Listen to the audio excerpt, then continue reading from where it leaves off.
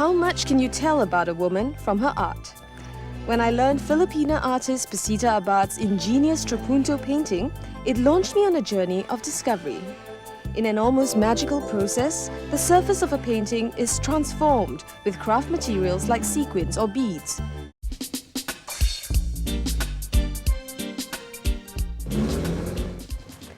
This must be one of the most beautiful houses in Singapore.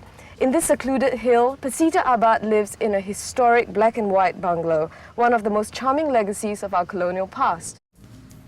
How appropriate that I find Pacita digging in her garden, because she's also known as the artist anthropologist. She's made a name for herself as someone who digs deep beneath the surface of cultures.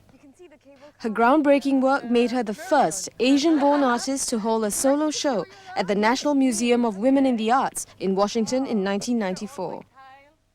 Tile work, huh? Wow. I can hardly believe that there's art hanging everywhere, even on the outside of the house, especially considering that Pacita's paintings sell for $300,000 to $50,000 apiece. Yvette, welcome to my house. Thank you, Pacita. And this room is actually the living room downstairs, and it has a lot of my paintings from different series. We start from this, which is part of the abstract emotion series, and it's called Looking Through the Glass. The Euro soccer match between France and Brazil when I was in France, and all the French were really getting obnoxious. Oh, this painting is called The Sky is Falling, The Sky is Falling. It took me about 6 months to do, and it's all about the Indonesian rupiah when it became from 2,000 to a dollar to 15,000 to a dollar. Every painting I pass surprises me. I've already seen bark, buttons and empty paint tubes stitched onto canvases, producing a 3D effect that makes me want to touch each painting. Like her trapuntos, her home is an explosion of color, inspired by all four corners of the globe.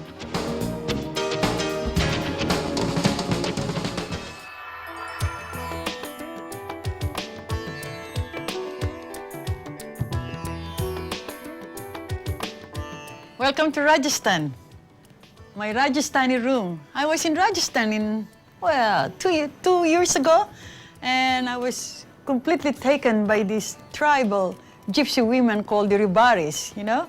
The Ribaris were the ones who were doing mirror embroidery, and they were wearing all this beautiful fabric, these beautiful textiles I have as a skirt, and they were like walking pieces of artwork. I decided to do a series called The Sky's the Limit, which was all inspired by this mirror embroidery and the landscape in Rajasthan. And that's before we even sit down for lunch. A banquet of food, wine, flowers, and of course, stories from her years as a traveler. Just noodles with cabbage, carrots. Bihon? Bihon. Bihon is the noodles. Over a hearty Filipino lunch, I get to meet Jack Garrity, Pacita's husband.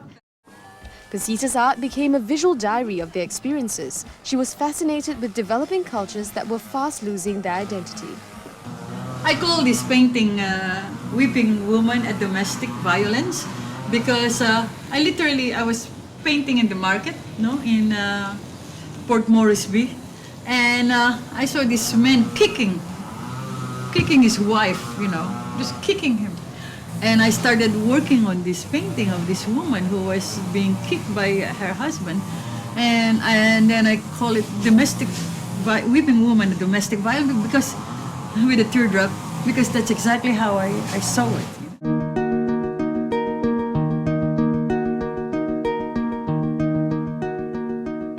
After 2 decades abroad, her return to Asia has energized her work with wayang kulit shadow puppets and the blazing colors of the tropics.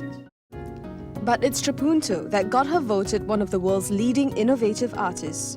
More than any other art form, it allows her the freedom to constantly experiment. So this is your latest work? Yep. All these ones in the studio are ongoing works. Productivity rules in Pacita's studio. She's always got 4 or more trapuntos on the go. What are some of the criticisms of your work then? Oh, because they say I change from one style to the other. What style? I mean, I just do what I feel like doing. And they said, well, you experiment a lot. So I say, I'm alive. Bold, brave, and never boring, Pacita's reputation grows with each new experiment. It's her liberated approach to art that makes Pacita Abad a voice to remember. In the art world, textiles and sewing are considered crafts, second-class art, women's art. But Pacita's turned the cultural gender divide on its head, blurring the boundary between high art and folk art. Her collectors, who range from Hollywood celebrities like Danny Glover and world-famous designers such as Cerruti, say it's art. And those who said it wasn't aren't saying so anymore.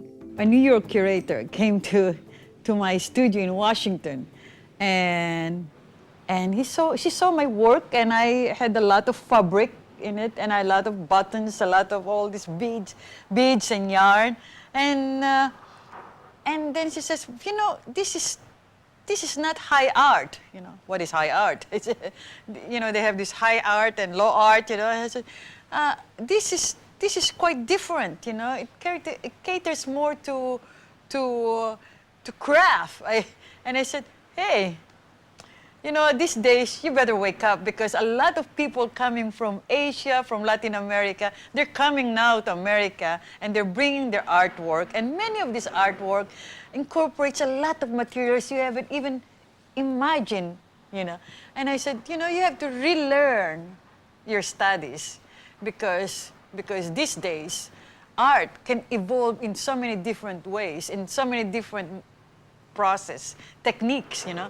So you have to really relearn or do some research about these coming artists. And sure enough, she put up a big show for immigrants, and she did try to look at the Vietnamese, Cambodian, and Thai art that are coming to the country. It's good, you know. You gotta tell them sometimes.